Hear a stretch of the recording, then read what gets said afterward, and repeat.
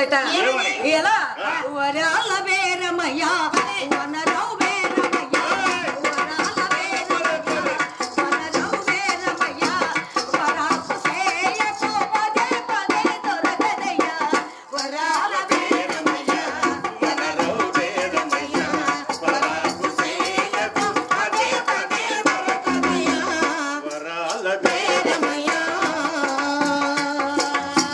దేవతలు దేవేచి పంపినా దేవతలు దేవించే పంపినా వసరమయ్యా అందరి కరుణ సిరులు పోసు గంగిగోవయ్యా వరాల బేరమయ్యా వనరవు బేరమయ్యా వరాల బేరమయ్యా వనరవు బేరమయ్యా వరాకు సేయకు పదే పదే దొరకదయ్యా వరాల బేరమయ్యా అయ్యా ఓ అయ్యవారండి అమ్మలారండి కావాలని కోరే వారికి కమ్మని అవకాశం మోసం లేదు దోషం లేదు ఏమిటి? ఈ కామధేనును కొన్నవారే ధన్యులు ఈ ఆవులు మేము అమ్ముతున్నా కొనండి అయ్యా అని కేకలు పెడుతూ ఉంటే ఆ కేకలు విన్నా ఆ గ్రామస్తులంతా కూడా అమ్మి వేషంలో ఉన్న ఆ లక్ష్మీదేవిని గాంచి ఏమమ్మా ఓ అమ్మి ఓ యాదవాంగన ఈ గోవు యొక్క ఖరీదు ఎంత అనేసరికి 7 మానికల ముత్యాలయ్యా అన్నదట. ఏడు మానికలే సామాన్య మానవుడు కొనగలడా అని వద్దులేమో మాకు అంటున్నారట. ఇక ఇలా తిరిగి తిరిగి తిరిగి సాయంత్రానికి చోళ మహారాజు ఉండే వీధికి వచ్చిందండి ఆ తల్లి.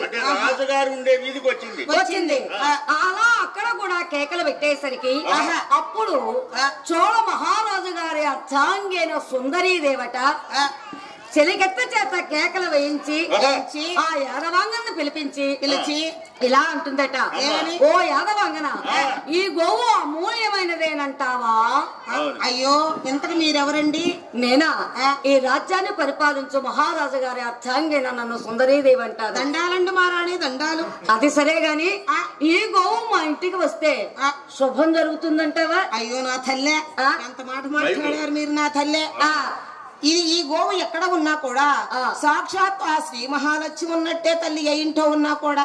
అలాగా సరే గాని దోషమేమీ లేదు కదా? దోషం లేదు మోసం లేదు దండాలు మారాని తీసుకోండి. మోసము లేదు దోషము లేదు. అవునా?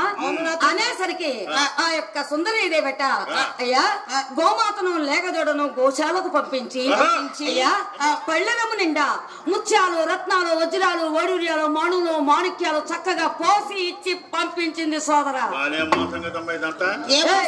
ఏమి వద్దు ఊరికి ఇస్తానని చెప్పి ముత్యాలు మణులు ఇవన్నీ ఇచ్చిందా? మహారాణి గారు మెచ్చారు కాబట్టి అది బహుమానంగా భావించి తీసుకున్నాడు. అంతేనమ్మా బల్ల మీదగా ఇస్తే బహుమానం, బల్ల కిందగా ఇస్తే లంచం. అంతేనా? బాగా తెలుసు అనుకుంటా చెప్పేది.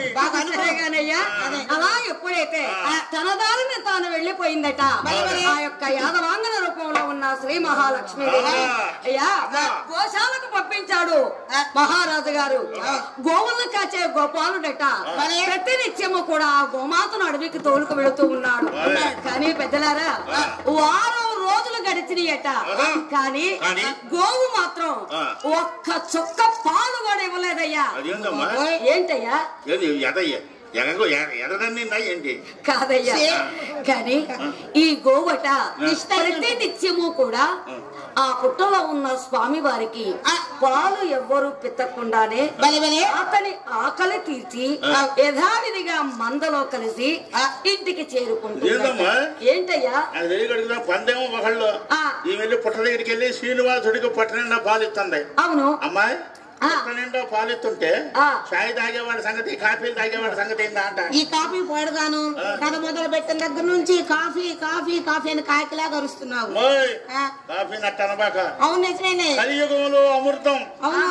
నిజమేనయ్యా పంతొమ్మిది ఆయన దేవతలు ఆనాడు అమరులై చిరకాలం జీవించారు.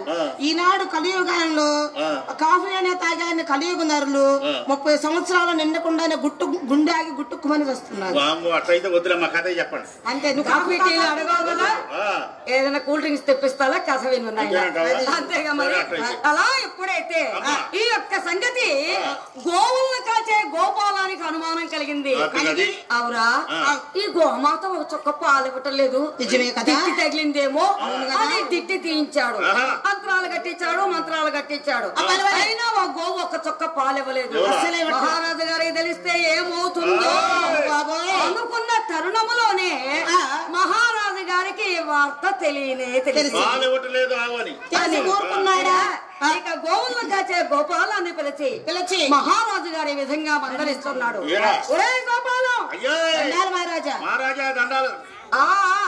దండదాలకేమి గాని దొంగ నమస్కారాలకేమి గాని పాలన్నీ ఏమన్నీ అమ్ముకుంటున్నారట. కొత్తగా వచ్చిన గోవు ఒక్క చుక్క పాలు ఇవ్వడం లేదట. ఎప్పుడన్నా అట్లా చేసామా? మరి పాలు ఎట్లా పోతున్నాయిరా? మా తాతల ముత్తాతల కాంచి మీ కొలువులో పనిచేస్తున్నాం కాదని ఎవరన్నారా? ఎంత మాట అన్నారు మహారాజా మీరు. మరి పాలు ఎలా పోతున్నాయి మహారాజా? అసలు ఏమవుతున్నాయో ఏందో ఇంతవరకు నాకు తెలియదు. ఈ రోజు చూసి ఏం జరుగుతుందో మీకు చెబుతా. రేపు సంగతి గనక ఏ సంగతి తెలిసి చెప్పలేదనుకో నీ మెడకాయ మీద తలకాయ ఉండదు అని మహారాజు గారు మందలించేసరికి గోవుల్ని కాచే గోపాలుడు బేల ముఖం వేసుకుని ఇంటికి చేరుకున్నాడట. రాత్రి అంతా బాగా ఆలోచించాడు. దీని సిగ ధరగా దీని వచ్చిన తర్వాత నేను ఇంతలా సంగతి రేపు పొద్దున్న తెలుసుకుంటా. తూర్పు తెలతెల వాడుతుండగా ముందుగల తీసుకున్నాడు, సత్తిమూట బుధాన్ని తగిలించుకున్నాడు, గోవులన్నీ కూడా దోలుకున్నాడు.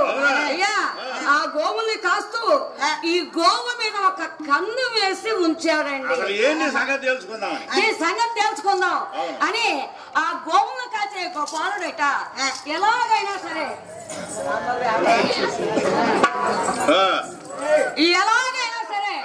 దీని సంగతి తేల్చాల్సిందే అనుకున్నాడట.